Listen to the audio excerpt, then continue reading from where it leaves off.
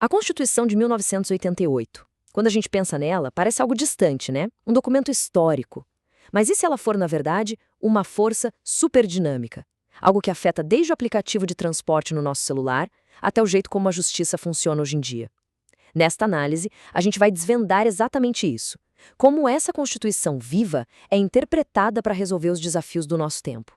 Olha só o nosso roteiro. Vamos começar entendendo esse legado vivo da Constituição, para depois mergulhar nos direitos fundamentais, aqueles que mexem com a nossa vida todos os dias. Daí, a gente explora como ela molda o trabalho, a propriedade, a arquitetura do poder e as garantias na justiça. E claro, no final vamos dar uma olhada no que vem pela frente. Ok, vamos lá. Para entender isso, uma boa forma é pensar na Constituição como se fosse o grande livro de regras do país.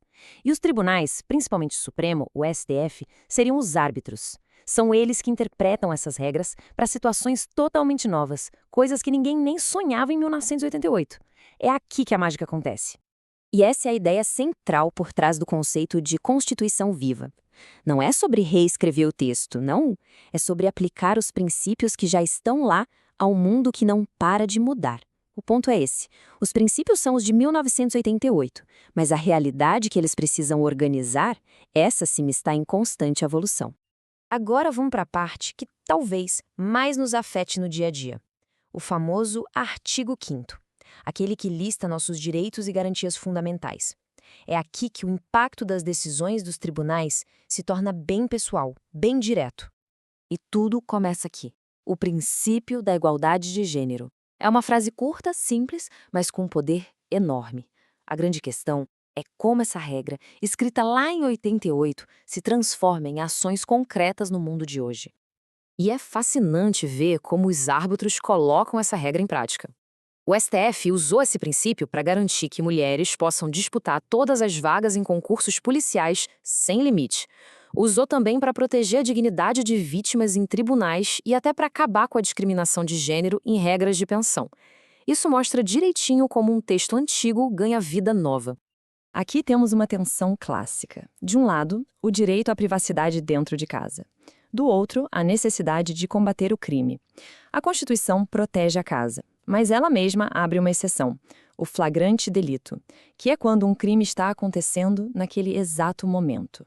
A grande pergunta é, o que afinal define essa situação de flagrante que justifica a entrada da polícia? E a interpretação do tribunal teve que definir esse limite. Foi decidido que uma atitude suspeita, por exemplo, correr para dentro de casa ao ver a polícia, pode ser motivo suficiente para entrada em casos de tráfico. É um exemplo claro de como a corte precisa se equilibrar num fio da navalha entre a liberdade individual e a segurança de todos. E olha só, a Constituição não é só interpretada, ela também é atualizada. Em 2022, um direito novinho em folha foi incluído: a proteção de dados pessoais digitais. Uma resposta direta à era da internet, provando que o livro de regras pode sim ganhar novos capítulos. Agora, saindo um pouco dos direitos mais individuais, vamos ver como a Constituição molda um mundo do trabalho e economia. Aqui, o desafio é constante. Como equilibrar a liberdade de cada um com as necessidades da sociedade? O princípio fundamental é este: a liberdade de trabalho. A regra geral é que todo mundo pode exercer a profissão que quiser. Mas, como sempre, é quando essa regra encontra a realidade que as coisas ficam interessantes de verdade. E veja como isso se desenrola em situações bem diferentes. O STF usou esse mesmo princípio para validar o trabalho de motoristas de aplicativo, uma profissão que nem existia. Ao mesmo tempo, usou para derrubar a exigência de licença para músicos e, por outro lado, para garantir direitos básicos como o descanso de caminhoneiros. É a liberdade e a proteção andando juntas. E a propriedade? Bom, a Constituição traz uma ideia fundamental. Ter uma propriedade não é o direito absoluto. Ela precisa cumprir uma função social. É isso que justifica, por exemplo, a desapropriação de um terreno para construir uma escola ou um hospital. Agora, vamos mudar um pouco a nossa lente. Deixando os direitos individuais de lado por um instante, vamos entender a estrutura do próprio Estado. Como é que o livro de regras define quem manda e como as leis são feitas? Mudar a Constituição não é nada fácil, e isso é de propósito. O processo exige um apoio político gigantesco, com votações em dobro nas duas casas do Congresso e uma maioria super qualificada de 3/5. Essa rigidez toda, que exige um consenso político muito grande, garante a estabilidade das regras do jogo. Impede que o livro de regras seja alterado por qualquer maioria momentânea. 30%. É bom guardar esse número. Ele é o símbolo de uma das mudanças mais recentes e importantes na nossa Constituição. Uma prova de como ela pode ser moldada ativamente para construir um futuro mais justo. Pois é. Em 2024, uma emenda constitucional tornou obrigatório destinar 30% dos fundos partidários para candidaturas de pessoas pretas e pardas. Um exemplo poderoso de como a própria Constituição pode ser alterada para promover mais equidade social na política. A Constituição também cria uma espécie de escudo para proteger as pessoas dentro do sistema legal.